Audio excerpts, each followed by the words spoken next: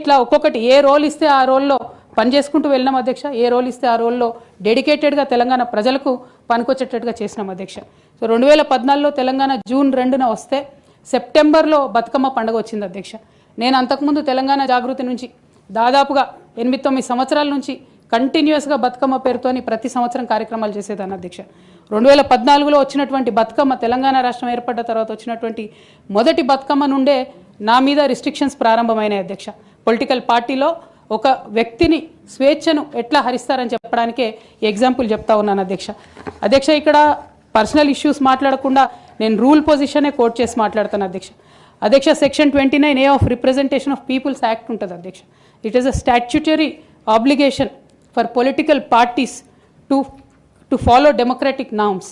అంటే ఒక వ్యక్తి ఒక పార్టీలో చేరాడంటే ఆ వ్యక్తి యొక్క భావజాలాన్ని కానీ, ఆ వ్యక్తి యొక్క భావ ప్రకటన స్వేచ్ఛను కానీ ఆ పొలిటికల్ పార్టీస్ హరించడానికి లేదు అధ్యక్ష.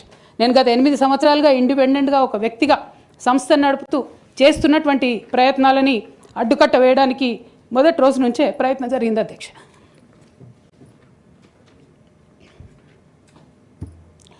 కానీ ఎక్కడ కూడా నేను తెలంగాణ బిడ్డలని, తెలంగాణ ప్రజల్ని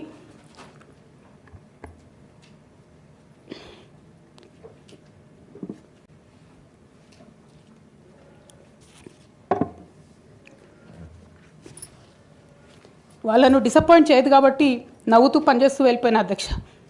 ఇప్పుడు నా దగ్గరికి ఎప్పుడు పెద్దవాళ్ళు, పైరవికారులు, కాంట్రాక్టర్లు ఎవరు రాలేదు అధ్యక్ష.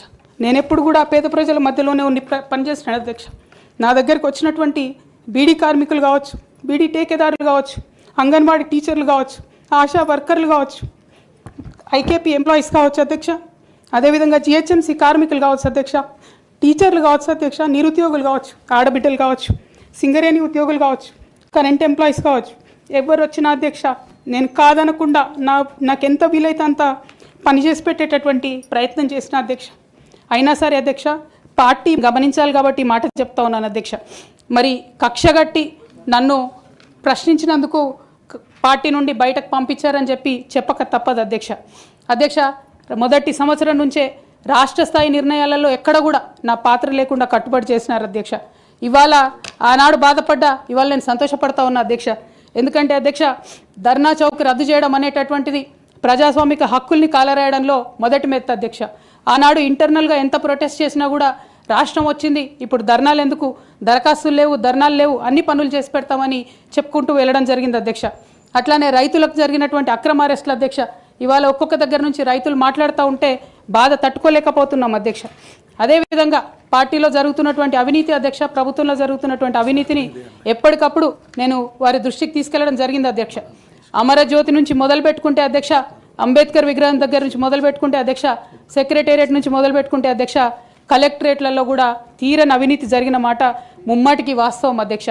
దీనికి పెద్ద ఉదాహరణలు సిద్దిపేట, సిరిసిల్లలో కట్టినటువంటి కలెక్టరేట్లు 2 వచ్చినటువంటి మొదటి వర్షానికే 2 కూడా మునిగిపోయినాయి అధ్యక్ష. ఆ విజువల్స్ అందరం కూడా మనం చూడడం జరిగింది. ఇక సిద్దిపేటలో, సిరిసిల్లలో కట్టిన కలెక్టరేట్లకే దిక్కు లేకపోతే మొత్తం రాష్ట్రంలో కట్టినటువంటి అన్ని బిల్డింగ్లు ఎట్లుంటాయన్న విషయాన్ని కూడా ఒకసారి తెలంగాణ ప్రజలు ఆలోచించుకోవాలి అధ్యక్ష. ఒక పక్క నిజం మాట్లాడే వాళ్ళను, సూటిగా మాట్లాడే వాళ్ళను, ఉన్నది ఉన్నట్టు చెప్పే వాళ్ళను రిస్ట్రిక్ట్ చేయడమే కాకుండా అధ్యక్ష, ఉద్యమకారుల విషయంలో తీరని నిర్లక్ష్యం గురైంది అధ్యక్ష. అనేక సందర్భాల్లో నేను పార్టీ నాయకులని, పెద్ద నాయకులను కూడా అనేక సందర్భాల్లో అడిగిన అధ్యక్ష.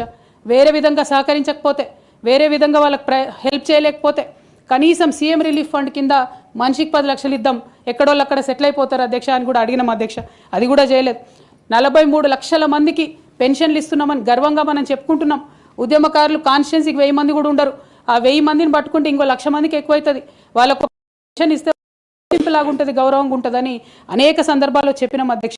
అది కూడా 69లో పనిచేసినటువంటి ఉద్యమకారులు వాళ్ళ స్ఫూర్తిని తీసుకొనే మనం ముందుకెళ్ళినామని మనం చెప్పుకున్నాం అధ్యక్ష. కానీ వారిని కూడా ఎన్నడూ కూడా గుర్తించలేకపోయినాం అధ్యక్ష. అదేవిధంగా విద్య విషయంలో అధ్యక్ష, మన మెయిన్ ట్యాగ్ లైన్ నీళ్లు, నిధులు, నియామకాలు అనేటటువంటి మన మెయిన్ ట్యాగ్ లైన్ ఏదైతే ఉంటుందో అధ్యక్ష, అన్నిటినీ కూడా గండుగొట్టుకుంటూ పోయినాం అధ్యక్ష. విద్య విషయంలో, నియామకాల విషయంలో, అన్ని విషయాల్లో అదే జరిగింది అధ్యక్ష. అదేవిధంగా కొందరు ప్రజాప్రతినిధులు చేస్తున్నటువంటి దురాగతాలని కూడా ఎప్పటికప్పుడు నేను అధిష్టానానికి చేరవేసిన అధ్యక్ష. దాని మీద ఎటువంటి చర్యలు లేవు అధ్యక్ష. దానికి ప్రత్యక్ష నిదర్శనం ఇసుక దందాల్లో చేసినటువంటి అక్రమాలతోని నేరేళ్ల లాంటి దురాగతాలు జరిగినాయి అధ్యక్ష. దళిత బిడ్డల మధ్యలో అనవసరంగా బలైపోయినారు అధ్యక్ష. కానీ దాని మీద కూడా ఎటువంటి చర్యలు తీసుకోకపోవడం, అది అప్పుడు బీఆర్ఎస్